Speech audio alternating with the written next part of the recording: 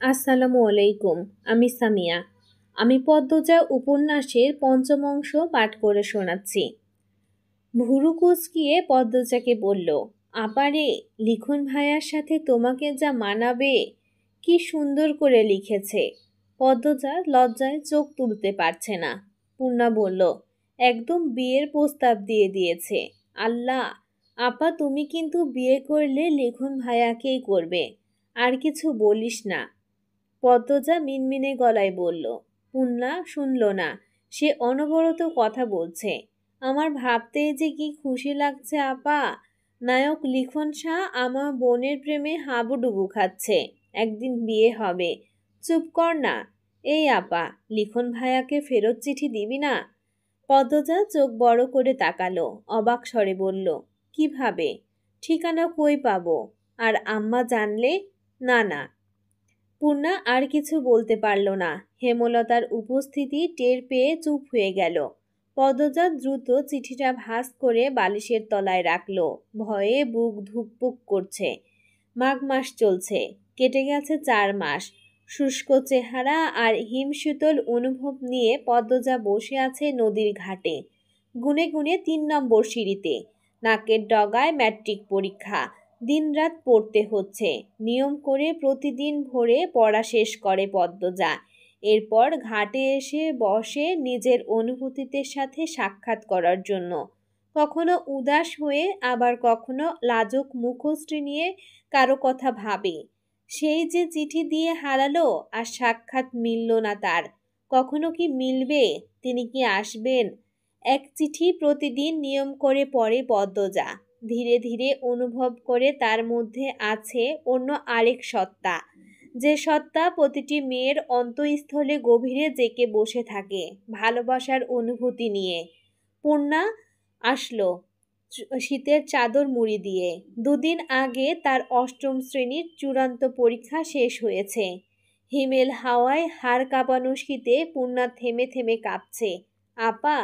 পদ্মজা তাকালো, মৃদু হেসে বলল, কি?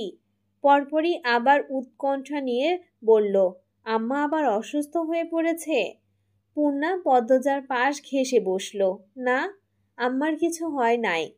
পদ্মজা হাঁপ ছেড়ে বলল, আম্মা সারাদিন সেলাইয়ের কাজ করে, একদিকে তাকিয়ে থাকে, এক জায়গায় বসে কাজ করে, এজন্য শরীরে এত অশান্তি, দুর্বল হয়ে পড়েছে। আব্বারে বলিস আমারে নিয়ে সদরে যেতে। আমার কথা তো আব্বা শুনবেন না। আচ্ছা। দুজন নদীর ওপারে চোখ রাখল। অতিথি পাখিদের মেলা সেখানে। রোমাঞ্চকর আকর্ষণ। এত পাখি দেখিয়ে মন ভরে গেল। পাখিদের কলকাকলিতে এলাকা মুখরিত। এপার থেকে শোনা যাচ্ছে, কোত্থেকে দৌড়ে আসে প্রান্ত। সে 4 মাসে শুদ্ধ ভাষা রপ্ত করে নিয়েছে ভালোভাবে। এসেই বলল, আপারা কি করো? পূর্ণা বলল, পাখি দেখি, আয় দেখে যা। প্রান্ত দূরে চোখ রাখল। সকালের ঘন কুয়াশায় ধবল চাদরে ঢাকা নদীর ওপার। পাখিদের ভালো করে চোখে ভাসছে না। শীতের দাপটে প্রকৃতি নীরব, তাই পাখির কলকাকলি শোনা যাচ্ছে দারুণভাবে। প্রান্ত বলল, বড় আপা, একটা পাখি ধরে আনি। একদম না, পাখি ধরা ভালো না। অতিথি পাখিদের তো ভুলেও ধরা উচিত না। ওরা আমাদের দেশে অতিথি হয়ে এসেছে। প্রান্ত চুপসে গেল। এরপর মিটিয়ে যাওয়া গলায় বলল, আচ্ছা ঠিক আছে। তোরা এখানে কি করস? মোর্শেদের কণ্ঠ শুনে 3জন ফিরে তাকালো। প্রান্ত হাসি মুখে ছুটে এসে বলল, আব্বা, আমি আজ তোমার সাথে মাছ ধরতে যাব। মোর্শেদ প্রান্তকে কোলে তুলে নেন। এরপর বলেন, তোর মাই আমার লগে কাইজা করব। আমারে আমি বলবো, আইস্তা যা, তুই রাজি করাইতে পারলে লইয়া যামু। পদ্মজার চোখ দুটি জল করে উঠল। মোর্শেদ গত 2 মাস ধরে প্রান্তকে চোখে হারাচ্ছেন। ছেলে নাই বলে হয়তো। প্রতিটা বাবা মায়ের একটা ছেলের আশা থাকে। হেমলতার পরপর 3টা মেয়ে জন্ম দিলেন। এ নিয়ে মোর্শেদ অভিযোগ করেননি। তবে মনে মনে খুব করে একটা ছেলে চাইতেন। প্রান্তকে প্রথম আনা হলো, মোর্শেদের খুব রাগ হয় ভিক্ষুকের ছেলে বলে। সময়ের সাথে সাথে প্রান্তকে চোখের সামনে ঝাঁপাতে লাফাতে দেখে ছেলের জন্য রাখা মনের শূন্য স্থানটা নাড়া দিয়ে উঠল। মোর্শেদ দু হাত বাড়িয়ে নেয় অনাথ ছেলেটির দিকে। এখন দেখে আর বোঝার উপায় নাই মোর্শেদের আর প্রান্তের মধ্যে কোনো রক্তের সম্পর্ক নেই। মোর্শেদ কাঠখোট্টা গলায় দুই মেয়েকে বললেন, সদরে যাইয়াম, দুইটার লাইগা চাদর আনতাম না সুইডার? পদ্মজা কথাটা শুনে চমকালো। অনাকাঙ্ক্ষিত কিছু পেলে মানুষ কিছুক্ষণের জন্য স্তব্ধ হয়ে যায়। পদ্মজার অবস্থাও তাই হলো। খুশিটা প্রকাশ করার মতো পথ খুঁজে পাচ্ছে না। স্নায়ুকোষগুলো থমকে গেছে। শীতের তাণ্ডবে প্রকৃতি বিবর্ণ, অথচ তার মনে হচ্ছে বসন্ত চলে এসেছে। ঢোক গিলে ঝটপট উত্তর দিল, আব্বা, তোমার যা পছন্দ তাই এনো আমার জন্য। খুশিতে পদ্মজার গলা কাঁপছে। মোর্শেদ অনুভব করলেন সেই কাপা গলা। গত সপ্তাহ রমিজের মেয়ে এক ছেলের সাথে রাত কাটাতে গিয়ে ধরা পড়ে। অন্দলপুরে সে কি তুলকালাম কাণ্ড! ছেলেটার ন্যাড়া করে জুতার মালা পরিয়ে চক্কর দেওয়ানো হয়েছে পুরো অন্দলপুর গ্রামে। আর মেয়ের পরিবারকে সমাজ থেকে আলাদা করে দেওয়া হয়েছে। পদ্মজা এত সুন্দর হওয়া সত্ত্বেও আজও কোনো চারিত্রিক দোষ কেউ দিতে পারেনি। মেয়েটার দ্বারা কোনো অনৈতিক কাজ হয়নি।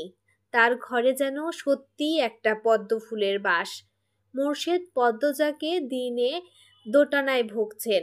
খারাপ ব্যবহারটা আগের মতো আসে না। তিনি দ্রুত জায়গা ত্যাগ করলেন। পরদিন সকাল সকাল কলস ভরে খেজুরের মিষ্টি রস নিয়ে আসলেন মোর্শেদ।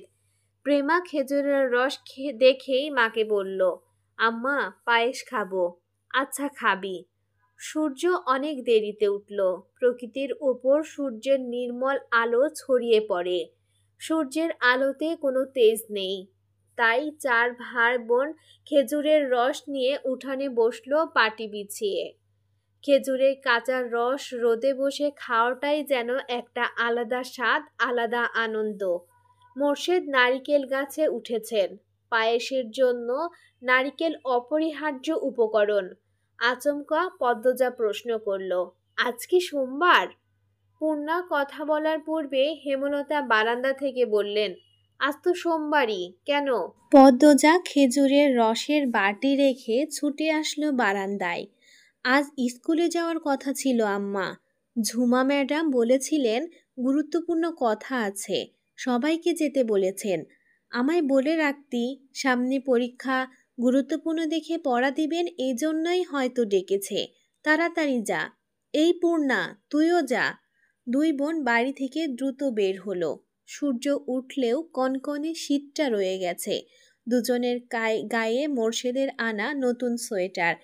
পদ্মজা যখন মোর্শেদের হাত থেকে সোয়েটারটা পেল, আবেগ লুকিয়ে রাখতে পারেনি।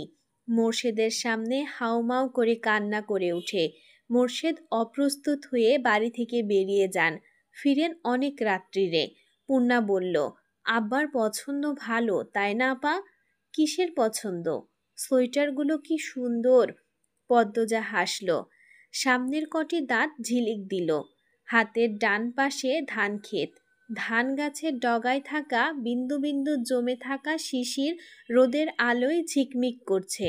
অনেকে হাতে কাঁচি নিয়ে প্রস্তুতি নিচ্ছেন ধান কাটার। বাতাসে নতুন ধানের গন্ধ। হঠাৎ পূর্ণা চেঁচিয়ে উঠল, আপারে, লিখন ভাই! পদ্মজার নিঃশ্বাস গেল থমকে। মুহূর্তে বুকের মাঝে শুরু হয় তাণ্ডব। পূর্ণার দৃষ্টি অনুসরণ করে পেছনে তাকালো পদ্মজা। লিখন ব্যস্ত পায়ে এদিকে আসছে। পাশে মগা। পদ্মজা অজানা আশঙ্কায় চোখ ফিরিয়ে নিল। পূর্ণাকে বলল, এখানে আর এক মুহূর্ত না। কথা শেষ করে পদ্মজা স্কুলের দিকে হাঁটা শুরু করলো। পূর্ণা অবাক হলো, কিন্তু এ নিয়ে রা করল না। লিখন পিছন পিছন আসছে। পদ্মজার বুক কাঁপছে বিরতিহীনভাবে। চাহনি অশান্ত। বটগাছের সামনে চিন্তিত ভঙ্গিতে দাঁড়িয়ে আছেন লিখন। শীতের শুষ্কতায় বটগাছের অধিকাংশ পাতা ঝরে গেছে। লিখনের কাছে শীতকাল খুবই অপছন্দের ঋতু। শীত চরম শুষ্কতার রূপ নিয়ে প্রকৃতির ওপর জেঁকে বসে থাকা, যা সহ্য হয় না লিখনের। ঠান্ডা লেগেই থাকে। ছোট থেকে কয়েকবার নিউমোনিয়ায় ভুগেছে। সে মনে প্রাণে বিশ্বাস করে রুক্ষতা, তিক্ততা ও বিষাদের প্রতিমূর্তি শীতকাল।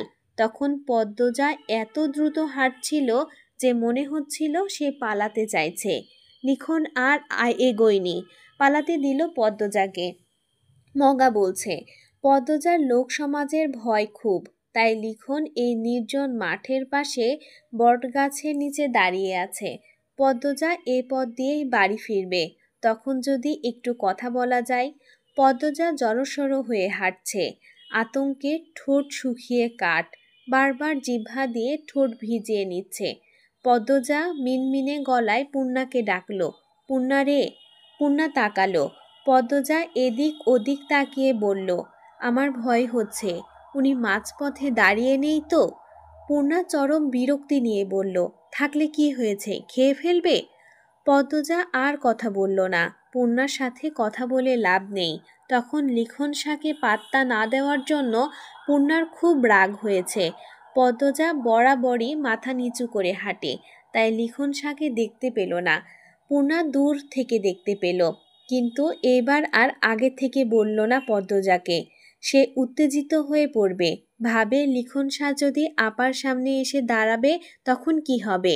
লিখন পদ্মজার দূরত্ব মাত্র কয়েক হাত। তখন পদ্মজা আবিষ্কার করল লিখনের উপস্থিতি। ওড়নার ঘোমটাটা চোখ অবধি টেনে নেয় দ্রুত। ভয়ে লজ্জায় সর্বাঙ্গনে কাঁপন ধরে। লিখনের পাশ কাটার সময় পুরুষালী একটি কণ্ঠ ডেকে উঠল, পদ্ম। পদ্মজা দাঁড়াতে চায়নি, তবু কেন দাঁড়িয়ে গেল। লিখন দুয়েক পা এগিয়ে আসলো। পূর্ণা ঠোঁট টিপে সেই দৃশ্য গিলছে। লিখন উৎসুক করছে, কথা গুলিয়ে ফেলছে। পদ্মজা লিখনকে পিছনে ফেলে সামনে এগিয়ে গেল। লিখন হতভম্ব হয়ে তাকিয়ে দেখল। পূর্ণা বলল, আমাকে বলুন, আমি বলে দেব। লিখন পকেট থেকে একটা চিঠি বের করল।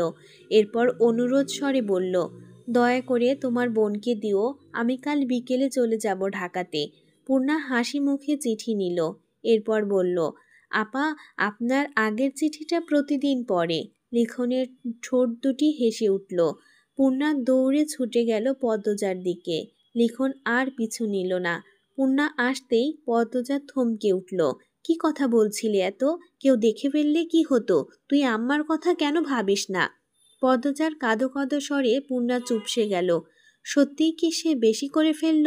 পূর্ণা চোখ নামিয়ে চুপচাপ হেঁটে বাড়ি চলে আসে। চিঠির কথা পদ্মজাকে বলা হয়নি। গোধূলি বিকেল, হেমলতা পদ্মজাকে ফরমাইশ দেন, পদ্ম, কয়টা টমেটো নিয়ে আয় তো। আচ্ছা আম্মা। পদ্মজা লাহারি ঘরের ডান দিকে হেঁটে আসে। 2 মাস আগে মোর্শেদ এদিকে সব ঝোপ জঙ্গল ছাপ করে টমেটোর ছোটোখাটো ক্ষেত করেছেন। লাল টকটকে টমেটো। হেমলতা রান্নার ফাঁকে বারান্দায় উকি দিলেন। মোর্শেদ আর প্রান্ত কিছু নিয়ে বৈঠক করছে। হেমলতা ফুঁস করে নিঃশ্বাস ছাড়েন। বাসন্তী নামক মানুষটা কি জন্যে ত্যাগের শিকার হলো জানতে ইচ্ছে করলেও হেমলতা প্রশ্ন করলেন না। তবু এতটুকু বুঝেছেন, মোর্শেদের বাইরের ঘোর কেটেছে, যার ফলস্বরূপ সংসারে তার মন পড়েছে। হেমলতাকে খুব সমীহ করে চলেন। তবে হেমলতা জানেন, মোর্শেদ পদ্মজাকে নিজের মেয়ে হিসেবে এখনও বিশ্বাস করেননি। তা নিয়ে মাঝে মাঝে খোঁচা দিতেও ভুলেন না। পদ্মজা সাবধানে ক্ষেতের মধ্যিখানে আসলো। টমেটো ছিঁড়তে গিয়ে তার লিখনের কথা মনে হলো। মনে মনে ভাবে, কেন এসেছিলেন তিনি, কি বলতে চেয়েছিলেন? জানার জন্য পদ্মজার মনটা ব্যাকুল হয়ে উঠল। আপা, একটা কথা বলি। পদ্মজা চমকে তাকালো। হঠাৎ পূর্ণার আগমনে ভয় পেয়েছে। বুকে ফু দিয়ে বলল, বল। রাগ করবে না তো? পদ্মজার চোখ ছোট ছোট করে তাকালো। বলবো, করব না। পূর্ণা লিখনের দেওয়া চিঠি দেখিয়ে বলল, লিখন ভাইয়ার চিঠি। পদ্মজা ছো মেরে চিঠি নিল। পূর্ণা অবাক হলো, মনে মনে খুশি হলো পদ্মজার আকুলতা দেখে। পদ্মজা দ্রুত চিঠির ভাঁজ খুলল। পূর্ণা বাড়ির দিকে তাকিয়ে দেখছে কেউ আসছে নাকি। পদ্মজা পড়া শুরু করলো। প্রিয় পদ্মফুল, 4 মাস কেটে গেল। 4 মাসে এতটুকুর জন্য অবসর মেলেনি, কিন্তু মনে ছিল এক আকাশ ছটফটানি। তোমার মনের কথা তো জানাই হলো না। তোমাদের অন্দরপুরের প্রায় প্রতিটি বাড়ির ছেলেদের স্বপ্ন তোমাকে ঘরে তোলার, তাই সারাক্ষণ ভয়ে ছিলাম আমার অনুপস্থিতিতে কেউ তুলে নেয়নি তো। 3 দিনের সময় নিয়ে চলে এসেছি, শুধু একবার দেখতে আর জানতে তুমি কি আমার জন্য অপেক্ষা করবে। ম্যাট্রিক পরীক্ষা অবধি অপেক্ষা করলেই হবে। এরপর আমি আমার মা বাবা এবং আমার পরিবারের নিয়ে তোমার মায়ের সাথে কথা বলতে আসব। উনার কাছে অনুরোধ করব তোমার পড়া শেষ হলে যেন আমার সাথেই বিয়ে দেন, তখন অনেকটা নিশ্চিন্ত হতে পারবো। এখন অনিশ্চয়তায় ভুগছি। আমি গুছিয়ে লিখতে পারছি না। আজ কয়েকটা চিঠি লিখেছি, একটাও মন মতো হয়নি। অনুগ্রহ করে তুমি মানিয়ে নিও। ইতি লিখন সাপ। বাড়ির সবাই ঘুমিয়ে পদ্মজা চুপি চুপি উঠে বসলো পড়ার টেবিলে। রাত অনেক, গাছের পাতায় নিশ্চয়ই শিশির বিন্দু জমেছে। এরপর ভোর রাতে টিনের চালে শিশির কণা বড় বড় ফোঁটার বৃষ্টির মতো ঝরবে। গা হিম করা ঠান্ডা, তা উপেক্ষা করে পদ্মজা হাতে কলম তুলে নিল। সাদা কাগজে লিখন অপেক্ষা করব আমি। এরপর কাগজটা ভাঁজ করে বালিশের তলায় রেখে শুয়ে পড়ল। ফজরের নামাজ পড়ে 4 ভাই বোন পড়তে বসল। পড়ায় মন টিকছে না পদ্মজার। বই আনার ছুতোয় পদ্মজা রুমে গেল। রাতের লেখা কাগজটা ছিঁড়ে কুটি কুটি করে জানালার বাইরে ফেলে দিল। এরপর আবার নতুন করে লিখল, আমার আম্মা যা চান তাই হবে। পড়া শেষে নিয়ম মাফিক ঘাটে আসলো পদ্মজা। হাতের মুঠোয় 3টা চিঠি, 2টো লিখনের, একটা তার। পূর্ণাও পাশে। প্রেমা প্রান্ত বাড়ি জুড়ে ছুটাছুটি করছে। সামনের কোনো কিছু ঠিকমতো দেখা যাচ্ছে না, সব কিছুই অস্পষ্ট। কুয়াশায় আস্তর এত ঘন যে দেখে মনে হচ্ছে সামনে কুয়াশার পাহাড় দাঁড়িয়ে আছে। সেই পাহাড় ভেদ করে একটা নৌকা এসে ঘাটে ফিরে। নৌকায় লিখন আর মগা। আকস্মিক ঘটনায় পদ্মজার পিল উঠল চমকে। পালানোর মতো শক্তিটুকুও পায়নি। লিখন মায়াভরা কণ্ঠে পদ্মজার উদ্দেশ্যে বলল, আমি বাধ্য হয়েছি, আজ বিকেলে চলে যাব। মগা বলল, প্রতিদিন সকালে ঘাটে নাকি বসো তুমি, তাই এসেছি। পদ্মজা মনে মনে সূরা ইউনুস পড়ছে, ভয়ে বুক দূর দূর করছে। মা দেখে ফেললে কি হবে, বা অন্য কেউ। একটু সাহস জোগাতে নিজের লেখা চিঠি সিঁড়িতে রেখে পদ্মজা ছুটে গেল বাড়িতে। পূর্ণা বড় বড় চোখে শুধু দেখল। লিখন নৌকা থেকে নেমে চিঠিটা হাতে তুলে নিল। ভাঁজ খুলে একটা লাইন পেল শুধু। লিখনের মুখে বিষাদের ছায়া নেমে আসে। পূর্ণার কৌতূহল হলো চিঠিতে কি আছে জানার জন্য, তবে তা প্রকাশ করল না। শুধু বলল, আপা আপনার কথা প্রতিদিন ভাবে। 1996 সাল। পদ্মজা থেমে থেমে কাঁপছে, হাঁটুর ওপর মুখ লুকিয়ে রেখেছে। তুষার কালো চাদর তার গায়ে টেনে দিল। পদ্মজা চোখ তুলে তাকালো। বিষাদ ভরা কণ্ঠে বলল, সেদিন আমার লেখা প্রথম চিঠিটা কুটি কুটি কেন করেছি জানি না, ইচ্ছে হয়েছিল তাই করেছি। তবে জানেন, আমি একদম ঠিক করেছিলাম। সেদিন যদি আমি কথা দিয়ে দিতাম, আমার কথা ভঙ্গ হতো। পদ্মজা হাসল। তুষার এক দৃষ্টিতে তাকিয়ে রইল পদ্মজার দিকে। এরপর বলল, লিখনের সাথে আর দেখা হয়নি? পদ্মজা হাতের কাটা অংশে ফু দিয়ে বলল, হয়েছিল। তাহলে কথা ভঙ্গ হতো কেন বললেন? পদ্মজা তুষারের দিকে তাকালো। এরপর আবার হাঁটুতে মুখ লুকালো। 1 মিনিট, 2 মিনিট, 3 মিনিট করে করে 10 মিনিট কেটে গেল।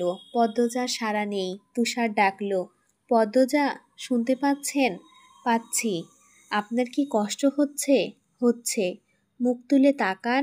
পদ্মজা ছলছল চোখে তাকালো। তুষার উদ্বিগ্ন হয়ে বলল, কি সমস্যা হচ্ছে? তুষারের প্রশ্ন অগ্রাহ্য করে পদ্মজা ভেজা কণ্ঠে বলল, আমার আম্মা আমার সাথে কেন বিশ্বাসঘাতকতা করলো? তুষার চমকালো। হেমলতা নামে মানুষটার সম্পর্কে যা জানলো, তাতে তার নামের সাথে বিশ্বাসঘাতকতা শব্দটা যায় না। পরপরই নিজেকে সামনে নিল। এমন কেস শত শত আছে, ভালো মানুষের খারাপ রূপ। তুষার সাবধানে প্রশ্ন করল, কি করেছেন তিনি?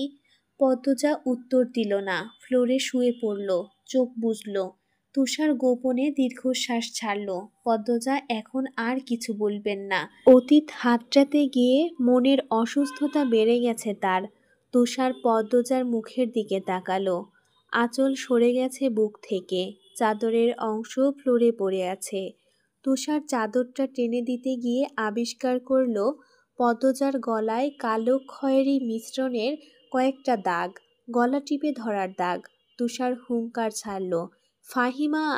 ফাহিমা কাছেই ছিল, ছুটে আসলো। তুষার বলল, আপনি আসামির গলা টিপে ধরেছেন? ফাহিমা চট করে বলল, না স্যার, আগে থেকেই গলায় দাগগুলো দেখেছি, প্রশ্নও করেছি। মেয়েটা উত্তর দিল না। তুষার কপাল ভাঁজ করে ফেলল। হাজারটা প্রশ্নই মাথায় ভন ভন করছে, মস্তিষ্ক শূন্য প্রায়। পদ্মজা যতটুকু বলেছে তার পরবর্তী 7 বছরে কি কি হয়েছিল না জানা অবধি শান্তি মিলবে না। মাথা কাজ না করলে তুষার সিগারেটে টানে, তাই বেরিয়ে গেল। বাড়ির গিন্নির মতো কোমরে ওড়না আঁচল গুজে রান্না বান্না করছে পদ্মজা। হেমলতার কোমরে ব্যথা, তিনি রান্না করতে চাইলেও পদ্মজা রাখতে দিল না। মোর্শেদও বললেন, বেদনা লইয়া রান্ধন লাগবো না, তোমার মায়া যখন রাঁধতে পারেতে হেই রান্ধুক। শেষ অবধি হেমলতা হার মানলেন। পদ্মজা মাটির চুলায় মুরগির মাংস রান্না করছে। খড়ি বা লাকড়ি হিসেবে আছে বাঁশের মুড়ো, আগুনের শিখার রং নীলচে। শীতের মাঝে রান্না করার শান্তি আলাদা। মুরগির মাংস রান্না হচ্ছে, আজ এতিম মিসকিন খাওয়ানো হবে। হেমলতা বললেন, সামর্থ্য থাকলে মাসে একবার হলেও এতিম মিসকিনদের খাওয়ানো উচিত, নয়তো ঘরে রহমত থাকে না। রান্না শেষ করে পদ্মজা হেমলতার কাছে এলো, বলল, আম্মা, রান্না শেষ। শুকনো মুখখানা তুলে তাকালেন হেমলতা, বললেন, তোর আব্বারে গিয়ে বল আলী, মুমিন, ময়না তিনজনরে নিয়ে আসতে। পদ্মজা কিছু না বলে মাথা নিচু করে ফেলল। মোর্শেদের সাথে আগ বাড়িয়ে কথা বলতে তার ভয় হয়। অনেকদিন বাজে ব্যবহার করেন না, হুট করে যদি করে ফেলেন কষ্ট হবে। হেমলতা মৃদু হাসলেন, বললেন, কিছু বলবে না, যা তুই। পদ্মজা দুর্বল গলায় বলল, সত্যি যাব?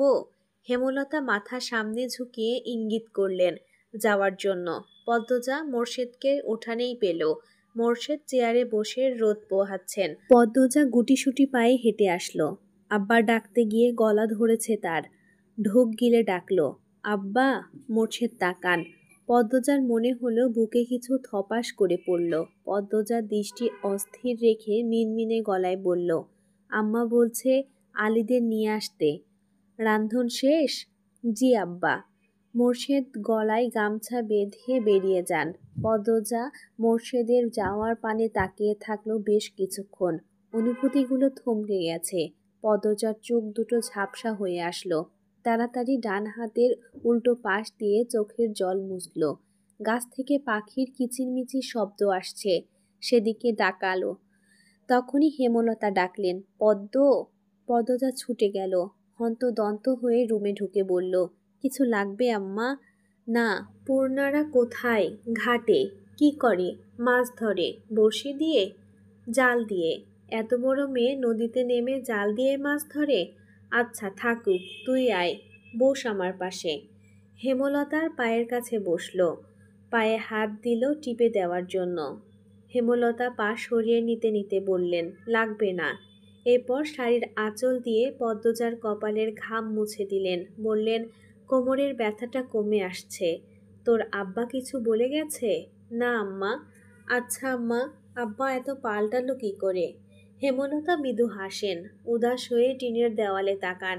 এরপর বললেন, তোর বাপ ভালো মানুষ শুনছিলাম, কিন্তু বিয়ের পর তার ভালো মানুষই দেখিনি ভুলেও, কারণ তার কানে মগজে মন্ত্র দেওয়া মানুষ ছিল, অন্যের নিয়ন্ত্রণে ছিল।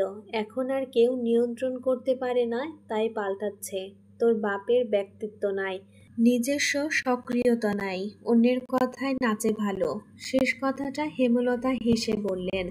পদ্মজা কিছু বলল না। হেমলতা শুয়ে পড়লেন। আজ সারাদিন বিশ্রাম নেবেন। আগামীকাল অনেক কাজ, অনেকগুলো কাপড় জমেছে। রূপ ক্ষণিকের, গুণ চিরস্থায়ী। শেষ বয়সে এসে আব্বা বুঝেছে। পদ্মজার শীতল কণ্ঠ এবং কথার তীরে হেমলতা ভীষণভাবে চমকালেন। তিনি সেকেন্ড কয়েক কথা বলতে পারলেন না। পদ্মজা চলে যাওয়ার জন্য উপক্রম হয়। হেমলতা অবিশ্বাস্য স্বরে প্রশ্ন ছুড়লেন, এ খবর কোথায় শুনেছিস? পদ্মজা ঘাড় ঘুরে ফিরল, বলল, আমি তো তোমারই মেয়ে আম্মা। পদ্মজা চলে গেল, রেখে গেল হেমলতার অবিশ্বাস্য চাহনি। বিকেলবেলা হেমলতা ঘর থেকে বের হলেন, শরীরে শান্তি এসেছে। পূর্ণা বড়ই ভর্তা করেছিল, পাশে প্রেমা। পদ্মজাকে দেখা গেল না, নিশ্চয়ই ঘাটে বসে আছে। প্রান্তও তো নেই। হেমলতা পূর্ণাকে জিজ্ঞাসা করলেন, পূর্ণা, প্রান্ত কোথায়? পূর্ণা কয়েক সেকেন্ড ভাবল কি উত্তর দেবে। এরপর ভয়ার্ত কণ্ঠে বলল, জানি না আম্মা। জানোস নাকি প্রেমা, প্রান্ত কই? প্রেমা সহজ স্বরে বলল, আমরা ঘাটে ছিলাম, প্রান্ত উঠানে ছিল, এরপর এসে দেখি নাই। হেমলতা গলা উঁচিয়ে বললেন, কোন মুখে বলছিস জানি না? একসাথে নিয়ে থাকতে পারিস না? একা ছাড়িস কেন? কোথায় গেছে ছেলেটা?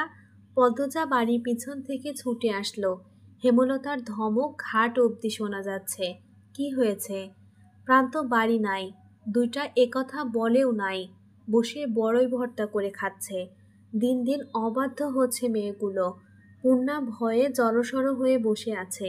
প্রেমা হেমলতার ধমকে ভয় পাচ্ছে, কিন্তু অতটা না। হেমলতার মন কুগাইছে, কিন্তু তিনি নিজ রুমে যেতে যেতে পদ্মজাকে বললেন, বের হচ্ছি আমি, সাবধানে থাকবি। দুজন লোক প্রান্তকে নিয়ে বাড়ি ঢুকলো। প্রান্তর কপাল বেয়ে রক্ত ঝরছে। পদ্মজা হেমলতাকে ডাকলো, আম্মা। এরপর দৌড়ে এলো উঠানে। প্রান্ত কাঁদছে। হেমলতা ব্যস্ত পায়ে বেরিয়ে আসলেন। প্রান্তকে আহত অবস্থায় দেখে ভড়কে যান, বুকটা হাহাকার করে ওঠে। তিনি ছুটে আসেন, প্রান্তকে দুহাতে জড়িয়ে ধরে লোক দুটিকে উদ্বিগ্ন হয়ে জিজ্ঞাসা করেন, কি হয়েছে? একজন লোক বলল, পলাশ মিয়া স্যারার লগে মায়ের লাগছিল, হেই স্যারাই পাথর দেয়া ওই ডাক মারছে আর ফাট্টা গেছে। মোর্শেদ লাহারি ঘরের সামনে গাছ কাটছিলেন। চেঁচামেচি শুনে এগিয়ে আসেন। প্রান্তকে এমন অবস্থায় দেখে লোক দুটিকে তেজ নিয়ে বললেন, কোন কুত্তার বাচ্চা আমার স্যারারে মারছে? কোন বান্দির স্যারার এত বড় সাহস? মুর্শেদ উত্তরের অপেক্ষা করলেন না, প্রান্তকে নিয়ে ছুটে যান বাজারে। হেমলতা রয়ে গেলেন বাড়িতে। বাজারে আজ হাট বসেছে। মুর্শেদ হেমলতাকে নিষেধ করেছেন সাথে যেতে। বাড়িতে থেকে হেমলতা হাঁসফাঁস করতে থাকেন। প্রান্ত একা বড় হয়েছে, কতবার কত রকম আঘাত পেয়েছে, দেখবার কেউ ছিল না, তাই মিনমিনিয়ে কাঁদছে। এমন বাচ্চা ছেলের এত বড় আঘাত পেয়ে চেঁচিয়ে কাঁদার কথা। কষ্ট তো আর কম পায়নি, দাঁতের দাঁত চেপে সহ্য করেছে। হেমলতার ভীষণ কষ্ট হচ্ছে। পদ্মজা ঘরে লুকিয়ে কাঁদছে। পূর্ণা, প্রেমা বাড়ির বাইরে বারবার উকি দিয়ে দেখছে মোর্শেদ প্রান্তকে নিয়ে ফিরল নাকি। দেখতে দেখতে চলে এলো ম্যাট্রিক পরীক্ষা। পরীক্ষা কেন্দ্র শহরে, যেতে লাগে 6 ঘন্টা। বাড়ি থেকে পরীক্ষা দেওয়া অসম্ভব। পরীক্ষা কেন্দ্রের পাশেই মোর্শেদের মামা বাড়ি। মামা নেই, মামাতো ভাইয়েরা আছে। কথাবার্তা বলে সেখানে 1.5 মাসের জন্য হেমলতা আর পদ্মজা উঠল। মোর্শেদের বাকি 2 মেয়ে আর প্রান্তকে নিয়ে বাড়ি রয়ে গেছেন। হেমলতা পদ্মজাকে নিয়ে আসার পূর্বে এসে দেখে গেছেন পরিবেশ কেমন। মোর্শেদের 2 মামাতো ভাইয়ের মধ্যে একজন রাজধানীতে থাকে, আরেকজন বয়স হয়ে গেছে অনেক। ছেলে মেয়েদের বিয়ে দিয়ে বউ নিয়ে একাই থাকেন। ছেলেরা শহরে চাকরি করেন, পদ্মজার জন্য উপযুক্ত স্থান, তাই আর অমত করেননি। মোর্শেদের যে ভাইটি বাড়িতে আছেন তার নাম আকবর হোসেন, 60 বয়সের একজন মানুষ। তবে আকবর হোসেনের স্ত্রী জয়নবের বয়স খুব কম, হেমলতার বয়সী। হেমলতা আকবর হোসেনকে ভাইজান বলে সম্বোধন করেন। দালান বাড়ি, বেশিরভাগ সময় বিদ্যুৎ থাকে, ফলে পদ্মজা মন দিয়ে পড়তে পারছে, পরীক্ষাও ভালো করে দিচ্ছে। হেমলতা আকবর হোসেনের দৃষ্টি অনুসরণ করেছেন। শীতল প্রকৃতির লোক, তিনি নিশ্চিন্তে বিশ্বাসী লোক। রাতের খাবার আকবর হোসেনের সাথেই খেতে হয়। হেমলতা 1.5 মাসের খাওয়ার খরচ নিয়ে এসেছেন। আকবর হোসেন কিছুতেই আলাদা রাখতে দিচ্ছেন না। এভাবে অন্যের বোঝা হয়ে থাকতে হেমলতার আত্মসম্মানে লাগে। তিনি কথায় কথায় জানতে পারেন আকবর হোসেন এবং জয়নবের নকশিকাঁথা খুবই পছন্দ, তাই তিনি নকশিকাঁথায় সেলাই করছেন। যতদিন পদ্মজা পরীক্ষা দেয় ততদিন হেমলতা কেন্দ্রের বাইরে কোথাও বসে বা দাঁড়িয়ে অপেক্ষা করেন। অনেক রাত অবধি পদ্মজা পড়ে। আজ অনেকক্ষণ ধরে সে কি যেন ভাবছে। হেমলতা ব্যাপারটা খেয়াল করেন। পদ্মজার পাশে বসে জিজ্ঞাসা করেন, পদ্ম, কি ভাবছিস? পদ্মজা এক নজর হেমলতাকে দেখে চোখ ফিরিয়ে নিল। হেমলতা তাকিয়ে আছেন জানার জন্য। পদ্মজা দ্বিধা নিয়ে বলল, রাগ করবে না তো? হেমলতা পদ্মজাকে পরখ করে নিলেন। এরপর বললেন, কি জানতে চাস? পদ্মজা এদিক ওদিক চোখ বুলায়, কিভাবে শুরু করবে বুঝতে পারছে না।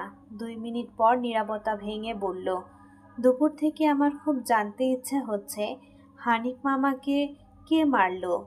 তোমার সাথে মামার কি কথা হয়েছিল? হানিফ মামাকে মানে তুমি তো অন্য কারণে গিয়েছিলে, কিন্তু ফিরে এলে খুনও হলো। আমি সব সময় এটা ভাবি, কখনো উত্তর পাই না। মনে মনে অনেক যুক্তি সাজাই, কিন্তু যুক্তিগুলো মিলে না, খাপছাড়া এলোমেলো। কাল পরীক্ষা, আর আজ এসব ভেবে সময় নষ্ট করছিস? হেমলতার কণ্ঠ স্বাভাবিক, তবু পদ্মজা ভয় পেয়ে গেল, তবে কিঞ্চিত আশা মনে উকি দিচ্ছে। চারিদিক একেবারে নিস্তব্ধ। দূর হতে